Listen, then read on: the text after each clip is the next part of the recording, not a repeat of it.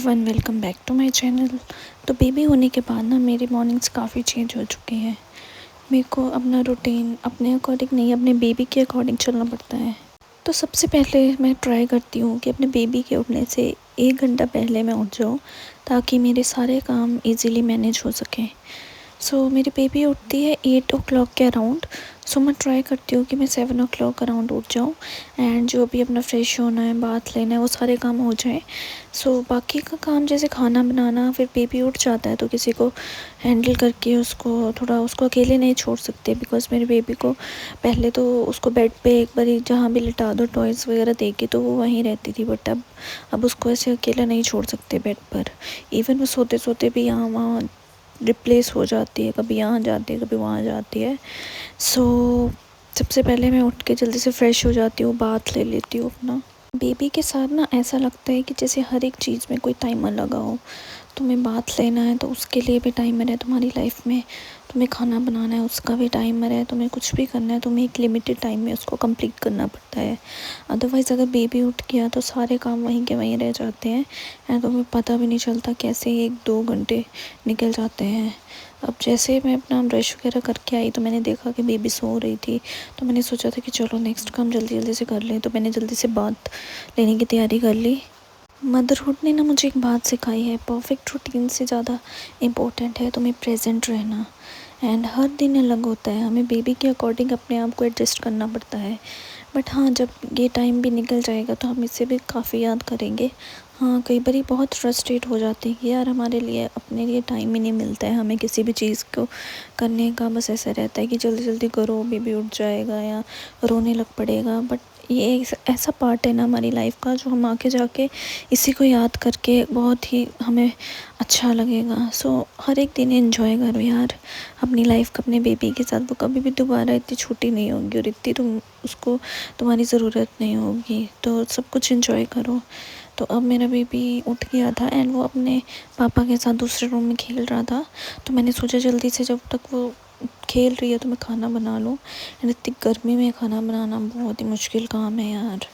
And मैं try करती हूँ, चपाती बनाने में मुझे इतना टाइम लगता है ना, मतलब सब्ज़ी वगैरह तो मैं इजीली मैनेज कर लेती हूँ, बट चपाती बनाने में तो मेरी हालत ख़राब हो जाती है इतनी गर्मी में। मुझे तो कम से कम 1 घंटा लग जाता है चपाती बनाने में, पूरी फैमिली के साथ फैमिली के लिए बनानी होती है, तो हाँ काफ़ी टाइम लग जाता है।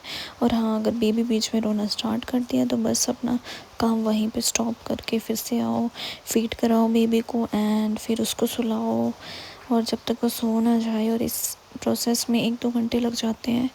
एंड फिर उसके बाद आके फिर से कंटिन्यू करो चपाती बनाना, तो बहुत ही मुश्किल हो जाता है। तो मैं ट्राई करती हूँ जल्दी जल्दी, जितना जल्दी हो सके मैं ये चपाती वाला काम कंप्लीट कर सकूँ, ताकि खा तो बाद में लेती हूँ मैं आराम से, बट बनाना तो भाई बीच में अगर रो पड़ी तो फिर हालत ख़राब हो जाती है। और गर्मी में बार बार आके फिर से किचन का काम कंटिन्यू करने में जो हालत ख़राब होती है वो तो हाँ, लड़की जानती है। कभी कभी तो काम स्मूथली हो जाता है, बट कभी कभी तो बहुत ही मुश्किल हो जाती है। अब तो ना बेबी को टॉयज़ वगैरह देख के भी अकेले नहीं छोड़ सकती है, बिकॉज़ वो यहाँ वहाँ बेड से क्रॉल करना उसने थोड़ा थोड़ा स्टार्ट कर दिया है। उसके साथ किसी ना किसी को प्रेजेंट रहना पड़ता था। पहले मैं क्या करती थी कि बेबी को टॉयज़ वगैरह दे के जल्दी से किचन में आके खाना बना लेती थी अकेले छोड़ के भी, बट अब नहीं पॉसिबल होता। अब तो उसके साथ किसी ना किसी को छोड़ना ही पड़ता है, उसको अकेला नहीं छोड़ सकते हम। तो जैसे मेरा खाना बन जाता है मैं सबसे पहले अपने हस्बैंड को दे देती हूँ, तो फिर ये होता है कि वो फिर खाना खा के फ्री हो जाते हैं, फिर वो बेबी को संभाल लेते हैं। तो ऐसे ही यार टर्न बाय टर्न। अब तो याद भी नहीं रहता कि कब हमने इकट्ठे बैठ के खाना एंजॉय करा हो, बस यही होता है, पहले एक की ड्यूटी होती है फिर दूसरे की ड्यूटी होती है, तो ऐसे ही टर्न बाय टर्न चलता है। जैसे मैं खाना बना के फ्री होती हूँ तो थोड़ी देर इसके साथ खेलती हूँ, बिकॉज़ सुबह सुबह इसके साथ खेलने में मज़ा ही कुछ और है। इसकी स्माइल देख के ना बहुत अच्छा लगता है मेरे को। सारी चीज़ें भूल जाती हूँ कि क्या चीज़ें परफेक्ट नहीं है, सब कुछ सही हो जाता है अपने बेबी के साथ खेल के। हम ना ये काफ़ी चीज़ एक्सप्लोर करती है, टॉयज़ वगैरह को देखती है एंड इसको नए नए टॉयज़ चाहिए होते हैं, बस ये के साथ खेल के ना ये काफ़ी बोर हो जाती है। थोड़ी देर इसके साथ खेल के इसको फीड करा के फिर मैं इसके नहाने की तैयारी स्टार्ट कर देती हूँ। तो मैं डेली इसकी ना मालिश करती हूँ, उसके बाद ही इसको नहलाती हूँ। नहाने के बाद ना बेबी आराम से 1-2 घंटे के लिए सो जाती है। फिर मैं अपना ब्रेकफ़ास्ट वगैरह करती हूँ, बिकॉज़ इसको जब तक सुलाऊँ ना फिर ये बीच-बीच में उठती रहती है। प्रॉपर सो ना जाए तब तक मैं खाना नहीं खाती, बिकॉज़ कई बार फिर खाना बीच में छोड़ के इसको दोबारा सुलाना पड़ता है। और इसकी तो रूटीन है कि अगर ये नहा लेगी तो उसके बाद तो 1-2 घंटा सोएगी। अगर ये नहीं सोए ना तो ये खुद ही बहुत इरिटेट हो जाती है। बस फिर जब सोती है तो मैं किचन की क्लीनिंग वगैरह करके थोड़ा अपने यूट्यूब का कंटेंट वगैरह डिसाइड कर लेती हूँ। एंड कई बार मैं एडिटिंग कर लेती हूँ, कई बार रिकॉर्डिंग कर लेती हूँ। एंड बस ऐसे ही चलता है यार। पहले तो मैं नैप ले लेती थी इसके साथ ही, बट अब मैं उस टाइम को अच्छे से यूज़ कर रही हूँ। मुझे लाइफ में ना कुछ करना है तो मुझे ऐसे फ्री रहना बिल्कुल भी पसंद नहीं है।